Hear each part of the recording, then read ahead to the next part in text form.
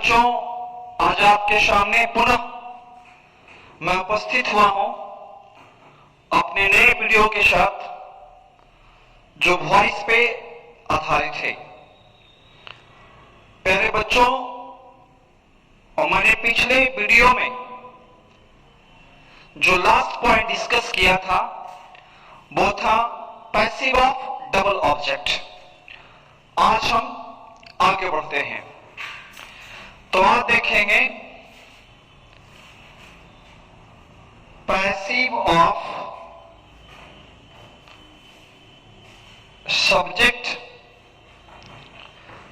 Plus V2 plus object plus V1 plus other word.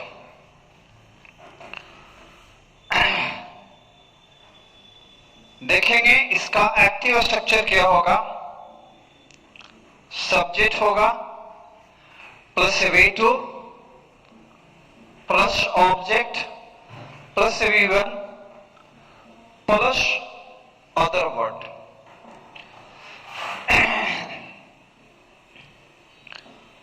इसका passive structures होगा object as subject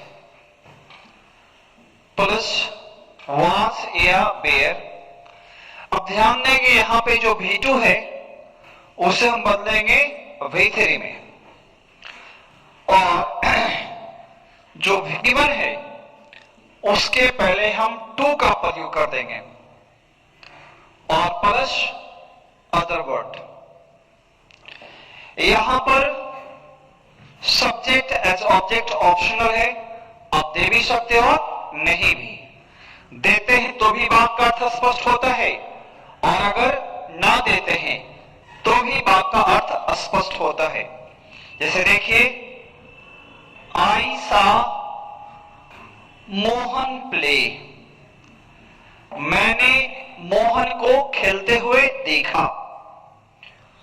तो कैसे बनाएंगे ऑब्जेक्ट एज सब्जेक्ट, तो क्या होगा मोहन वाश। सा का V1 क्या होता है सी, तो see saw seen. Mohan was seen to play.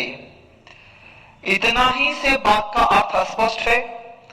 यहां पे बाय मी करना जरूरी नहीं है, आवश्यक नहीं है। Radha found Mohan dance. राधा ने मोहन को नाचते हुए पाया। तो क्या करेंगे object as subject, Mohan was found, Mohan was found to dance.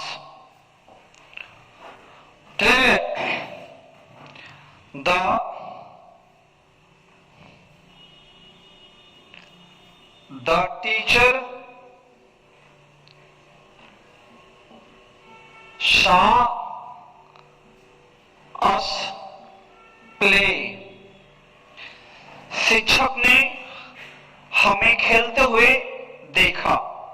तो क्या करेंगे ऑब्जेक्ट एज सब्जेक्ट, बी क्या होगा बेयर होगा, be bare seen to play, by the teacher. आप कर भी सकते हो नहीं भी।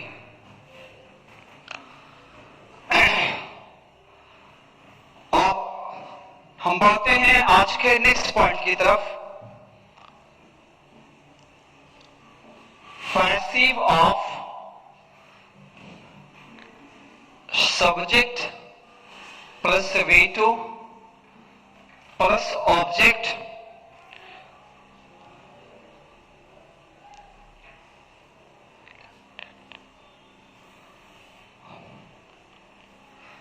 प्लस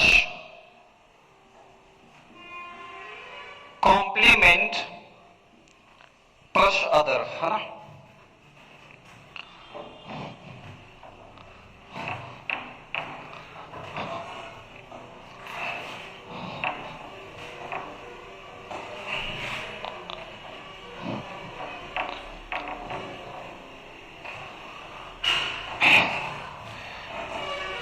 तो देखते हैं इसका एक्टिव स्ट्रक्चर क्या होगा। एक्टिव में सब्जेक्ट होगा प्लस V2 होगा प्लस ऑब्जेक्ट होगा प्लस कॉम्प्लीमेंट और अदर वर्ड होंगे। जब इसको हम पैसिव में ट्रांसफॉर्म करेंगे उसका स्ट्रक्चर हो जाएगा object as subject plus was या बेयर। V2 को चेंज करेंगे V3 में,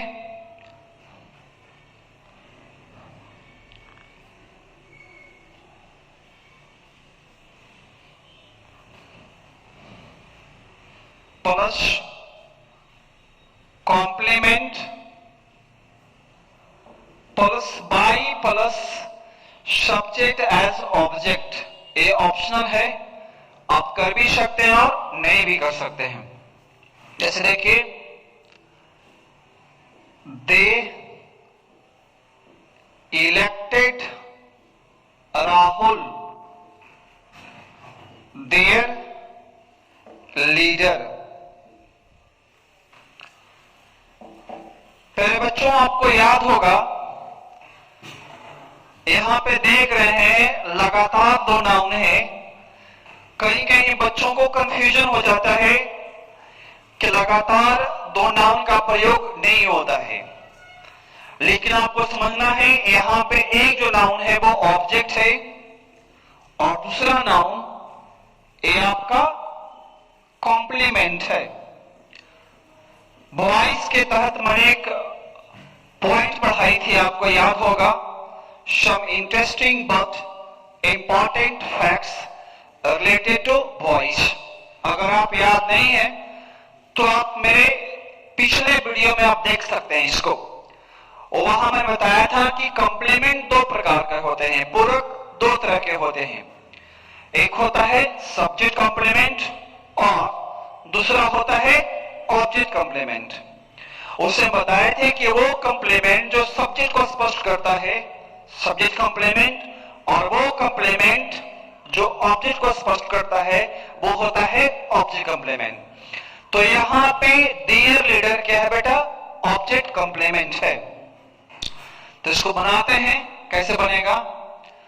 ऑब्जेक्ट है, सब्जेक्ट क्या होगा, राहुल वाज V3 क्या हो जाएगा, इलेक्टेड।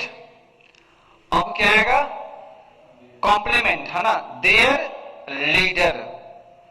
वाई देम कर भी सकते हैं आप, नहीं भी, ऑप्शनल है। I nominated Ankita as the monitor of our class. मैंने अंकिता का नाम पेश किया, नॉमिनेट किया, किस रूप में, क्लास के मॉनिटर ग्रुप में। तो क्या हो जाएगा, देखिए ऑब्जेक्ट है सब्जेक्ट, यानी Ankita was nominated as the monitor of our class। By me आप कर भी सकते हैं और नहीं भी, ऑप्शनल है। अगर करते हैं तो भी ठीक है और अगर आप नहीं करते हैं फिर भी ठीक है। एक एग्जांपल और लेते हैं। संगीता चूज अंकिता हर लीडर। संगीता चूज अंकिता हर लीडर। संगीता ने अंकिता को अपना नेता चुनी।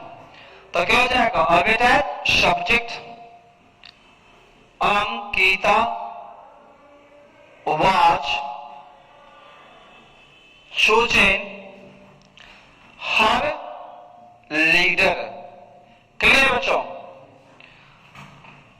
अब चलते हैं अगले पॉइंट की तरफ। Next point, passive of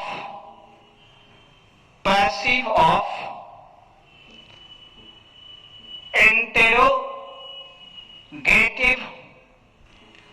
sentences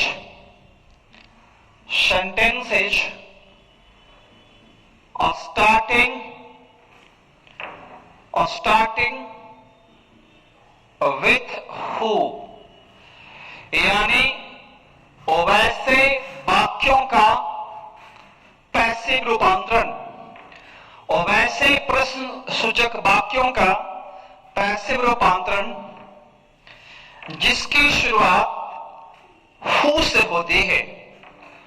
बच्चों, इसका पैसिव ट्रांसफॉर्मेशन बेहद आसान है, लेकिन बच्चों में अक्सर कंफ्यूजन बना हुआ होता है। तो हम कोशिश करेंगे कि यहां पे उस कंफ्यूजन को दूर करें। इसके लिए कोई खास स्ट्रक्चर नहीं होता है। जो हमने अभी तक स्ट्रक्चर्स पढ़े हैं उसी में से किसी एक को हम चुनते हैं। से देखिए, who stole the book, who stole the book। देखिए यहां पे वाक सिंपल पास्ट टेंस का है। एक वाक और लेते हैं, who has written this book,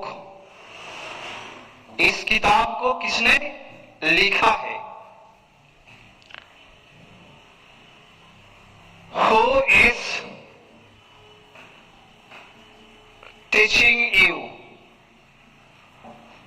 और एक वाक और लेते हैं, who was supporting Modi in the war against terrorism। ये चारों वाक बेहद सिंपल है, थोड़ा सा समझने में परेशानी हो सकती है, और वही प्रक्रिया अपनाएंगे जो हम पहले अपनाए। तो क्या करेंगे? ऑब्जेक्ट एज सब्जेक्ट, तो क्या होगा? The book. अब वाक सिंपल पास्ट टेंस का है तो बाज और बेर आएगा। द बुक बाज स्टोलन। अब गौर करना है यहां पे, अभी तक हम हु को छोड़ दिए हैं, राइट? तो आपको याद होगा हम B3 कहते हैं, B3 के बाद बाई प्लस एजेंट का प्रयोग करते थे, राइट? लेकिन यहां पे बाई प्लस एजेंट का प्रयोग अंत में ना करके हमको शुरू में करना है। तो बाई कर दिया, और हु यहां पे नॉमिनेटिव केस में है, कर्ता कारक में है। इसे कन्वर्ट करें कहां? ऑब्जेक्टिव केस में। तो क्या हो जाएगा? हु का हुम हो जाएगा, राइट? तो क्या हो जाएगा? वाई हुम, सॉरी, वाई हुम, राइट? चूंकि वाक भी क्या रहेंगे? इंट्रोगेटिव रहेंगे, तो सहायक क्रिया कर्ता से क्या होगा? पहले होगा। By whom was the book stolen. Clear? अब है who has written this book. अब हम बाई को शुरू में जोड़ते हैं। बाई whom has this book been written। यहां पे हमने been का प्रयोग किया क्योंकि ये भाग आपका प्रेजेंट परफेक्ट टेंस का है। इसको बने तो क्या हो जाएगा फिर वही बाय होम, नहीं बाय होम।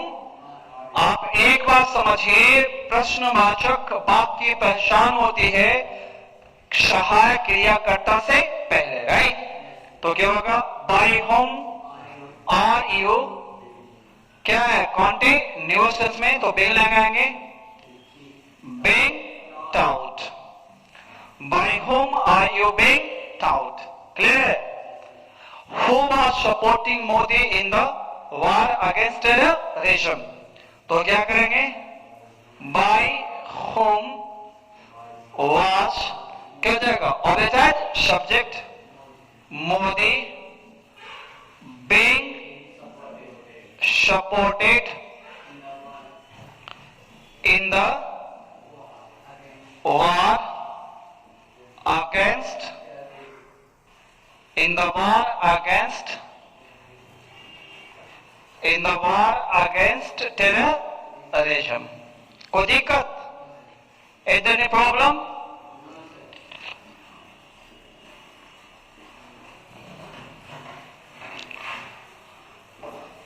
तो ये था passive of interrogative sentences starting with who.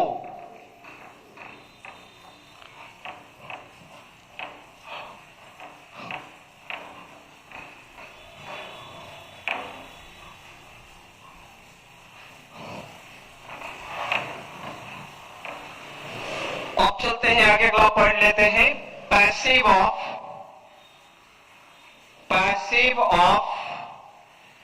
Introductory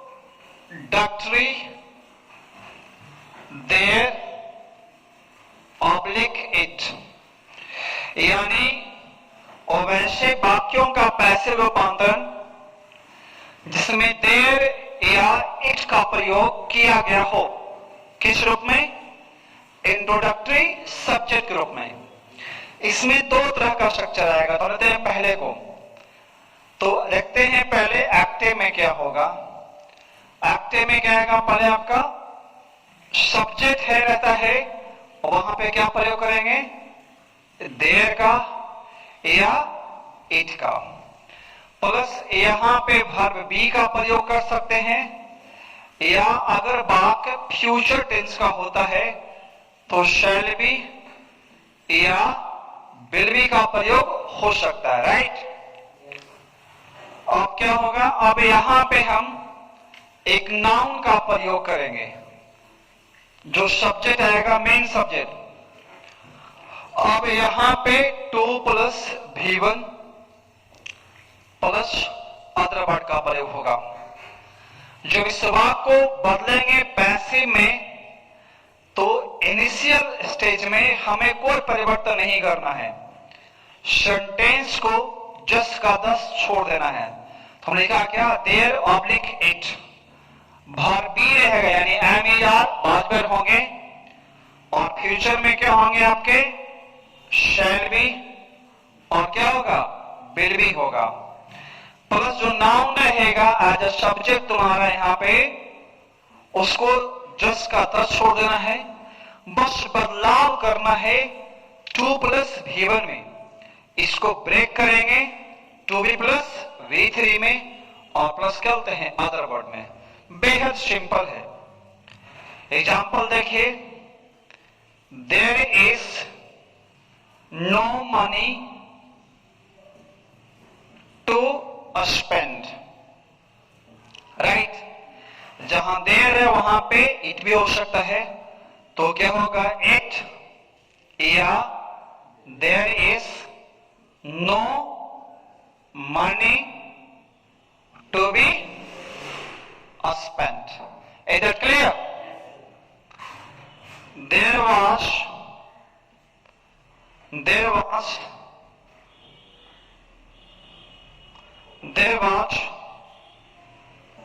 time to waste। जहां देर है वहां पे आप इट का प्रयोग कर सकते हैं। क्या होगा देखिए, देयर वॉज टाइम या it was time to be wasted. Is it clear?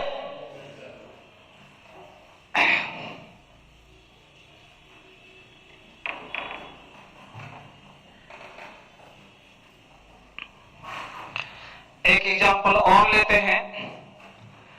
There या it will be money to use. प्रयोग करने के लिए, उपयोग करने के लिए क्या होंगे? पैसे होंगे. तो क्या होगा बेटा? देर और इट को वहीं पे छोड़ देंगे. क्या होगा? विल बी को वहीं छोड़ देंगे. There will be money to be used. Clear?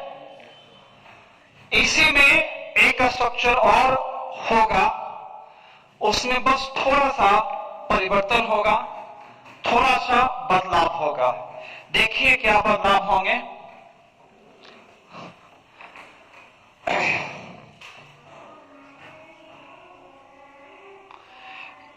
यहां पे 2 + V1 है, इसके बाद ऑब्जेक्ट रहेंगे, राइट, और फिर अदर वर्ड रहेगा.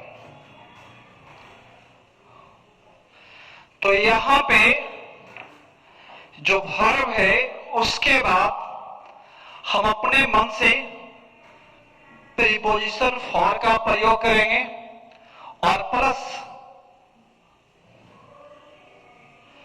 और वो जो ऑब्जेक्ट है उसे फॉर के बाद रखेंगे और 2 + V1 को ब्रेक करेंगे. तो भी प्लस करते हैं V3 में और प्लस क्या हो जाएंगे? Other word. एग्जाम्पल देखिए. देयर इज टाइम टू से द प्रेयर. पहले वाले स्ट्रक्चर और इस वाले में सिर्फ यही अंतर है कि वहां पे इन्फिनिटिव के बाद कहानी समाप्त थी, राइट, और यहां पे इन्फिनिटिव के बाद क्या किया गया है? एक ऑब्जेक्ट का प्रयोग किया गया है, राइट. तो क्या करेंगे? There is time. अब क्या प्रयोग करेंगे? फॉर का. आप प्रेयर लगाएंगे, कभी नहीं है जी. There is time for prayer to be shed, right? It was money. It was money to buy a car. यानी कार खरीदने के लिए क्या था? पैसा था. तो क्या करेंगे बेटा? देखिए, it was money for a car to be bought. Clear है? हाँ? एक और देखिए. There is a watch time to play cricket in the evening. शाम में क्रिकेट खेलने के लिए क्या था? समय था. क्लियर? देखिए क्या करेंगे.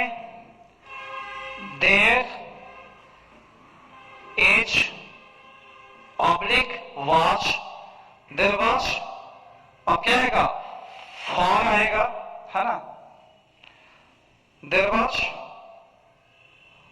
Sorry, there was time. अब क्या आएंगे? For cricket to be played. Clear है? तो ये था पैसिव ऑफ इंट्रोडक्टरी, देयर और इट.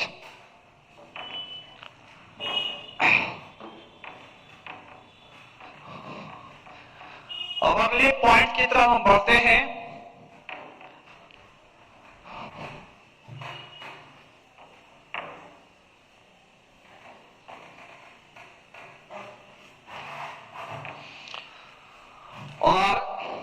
देखेंगे passive of adverb of manner, यानी वैसे वाक्यों का पैसिव रूपांतरण जिसमें एडवर्ब ऑफ मैनर का प्रयोग किया गया, राइट। तो सबसे पहले हम समझते हैं कि एडवर्ब ऑफ मैनर है क्या। तो the verb which shows how an action is performed is known as adverb of manner, यानी वो शब्द जो बतलाता है, दिखाता है कि कैसे किसी भी कार्य का संपादन किया जाता है या होता है, और वो एडवर्ब ऑफ मैनर कहलाता है। एग्जाम्पल देखिए लेते हैं यहां पे, he spoke English fluently in his childhood. आप गौर से देखें तो पाएंगे कि यहां पे जो वर्ड है फ्लुएंटली, राइट, ये एडवर्ब ऑफ मैनर है। जिस वर्ड के अंत में एलवाई लगा रहे, समझना है वो क्या है, एडवर्ब ऑफ मैनर है, राइट। एक वाक्य देखिए, Sabita rights every note carefully. Sabita प्रत्येक नोट को बड़े सावधानी पूर्वक लिखती है, राइट। इंडिया हैंडसमली, देखिए हम यहां पे एडवर्ब का प्रयोग शुरू में किए हैं। Handsomely India with Pakistan in the world cup. बच्चों, हमने यहां पे एडवर्ब ऑफ मैनर का प्रयोग हमने शुरू में किया है, राइट।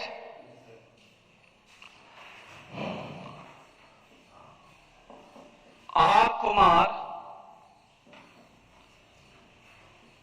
taught English well. अब देखिए यहां पे वेल है जो एडवर्ब ऑफ मैनर है, और हमने इसका प्रयोग कहां किया है, अंत में किया है। इसका भी कोई खास रूल्स नहीं है, जो हमने अभी तक रूल्स पढ़े हैं उसी को अडॉप्ट करेंगे, राइट। तो देखिए समझना यहां पे बात ये है कि अगर वाक्य एक्टिव हो तो एडवर्ब ऑफ मैनर का प्रयोग किया जा सकता है कहां, वाक्य के बीच में, वाक्य के अंत में और वाक्य पहले। लेकिन जब भी ऐसे किसी वाक्य को, कौन वाक्य को, और वैसे वाक्य को जिसमें एडवर्ब ऑफ मैनर का प्रयोग होता है, जब भी उसे हम पैसिव में ट्रांसफॉर्म करेंगे, रूपांतरित करेंगे, तो वो एडवर्ब ऑफ मैनर हमेशा कहां आएगा, मेन वर्ब से पहले आएगा।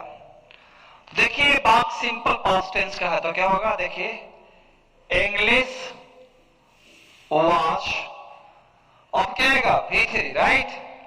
लेकिन एडवर्ब ऑफ मैनर हमेशा कहां आएगा, पैसिव मुख्य क्रिया से पहले। English watch fluently spoken by him in his childhood, उसके द्वारा अंग्रेजी धारा प्रवाह रूप क्लियर है? Savita rights every note carefully. यहां पर ऑब्जेक्ट कौन है बेटा? Every note. तो क्या होगा? Every note. ए बाक आपका प्रेजेंट सिंपल टेंस में, तो क्या आएगा? इज आएगा। एवरी नोट इज क्या होगा? बोलिए, केयर फुल्ली। क्या होगा? Write wrote written by Savita. Is that clear? अगला वाक्य है हैंडसमली इंडिया बीट पाकिस्तान। तो क्या होगा? देखिए, ऑब्जेक्ट सब्जेक्ट, तो क्या हो जाएगा? बोलिए, Pakistan was handsomely beaten by India। कहां बता? In the world cup.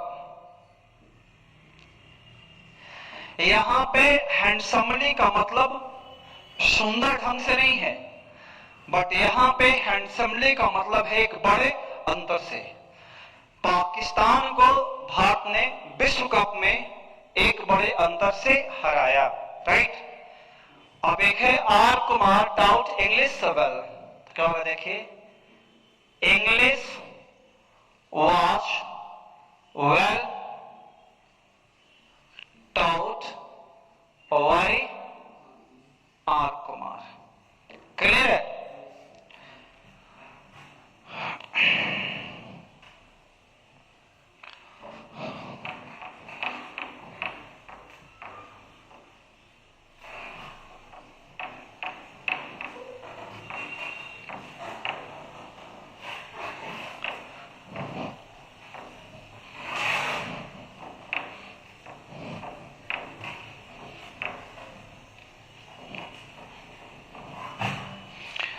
अब देखिए आगे है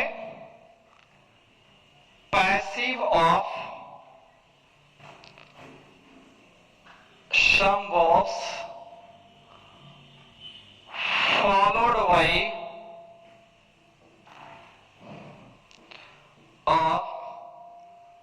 सर्टेन प्रीपोजिशंस। ये रूल्स जो मैं दिखा रहा हूं, ये जनरली 11, 12 या 8, 9, 10 के लिए महत्व नहीं रखता है, क्योंकि इतने हार्ड क्वेश्चंस आपके एग्जाम में पूछे नहीं जाते हैं। अगर आप लाइफ में आगे तैयारी करते हैं कॉम्पिटिशन्स वगैरह का, या जो बच्चे इस वीडियो को वॉच करते हैं कॉम्पिटिटिव तैयारी करने वाले, उनके लिए रूल्स महत्वपूर्ण है। इससे एग्जाम में क्वेश्चंस पूछा जाता है। इसका टाइटल का हिंदी होगा कुछ ऐसे क्रियाएं जिनके बाद एक खास प्रीपोजिशन का प्रयोग होता है। अब देखिए यहां पे नो है, अमेज्ड है, अराइव है, सरप्राइज्ड है,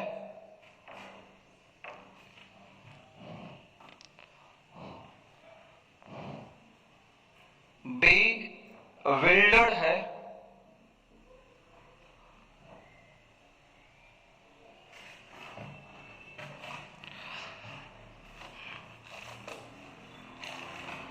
बॉक्स नहीं,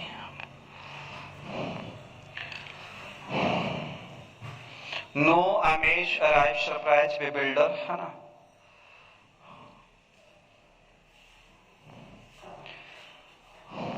और देखिए यहां पे नो के बाद लाभ है,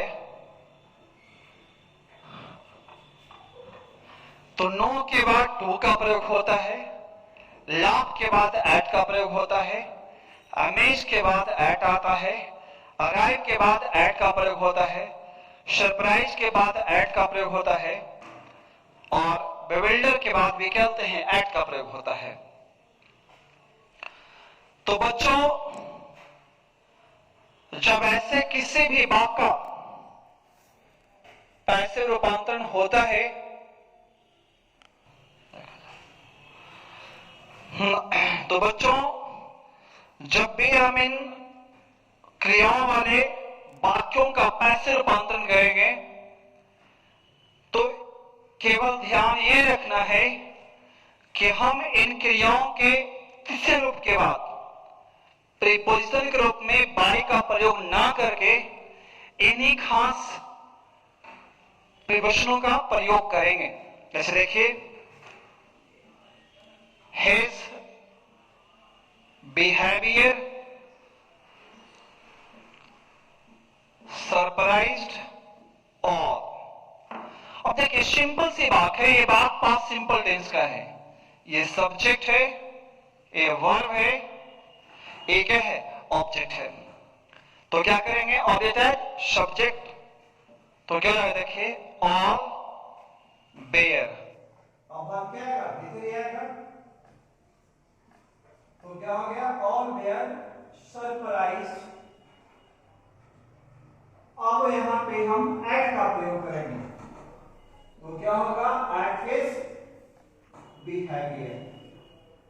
हमने यहां पे सरप्राइज के बाद बाय का प्रयोग नहीं किया है, बल्कि क्या प्रयोग किया है, एट का।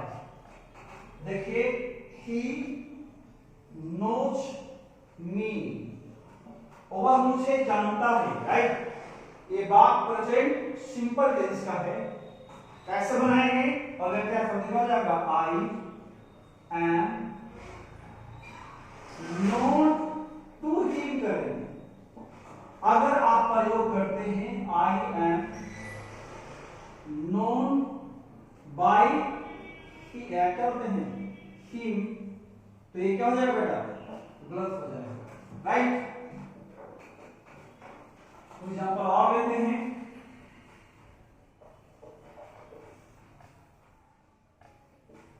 they were amazed,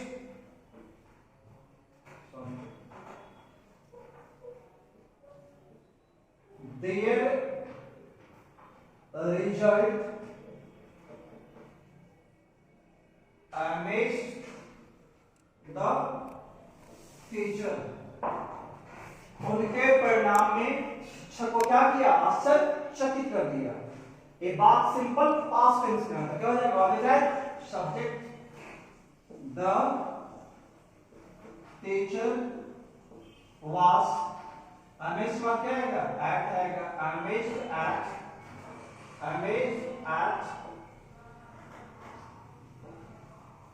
there result. तो ये था वॉइस।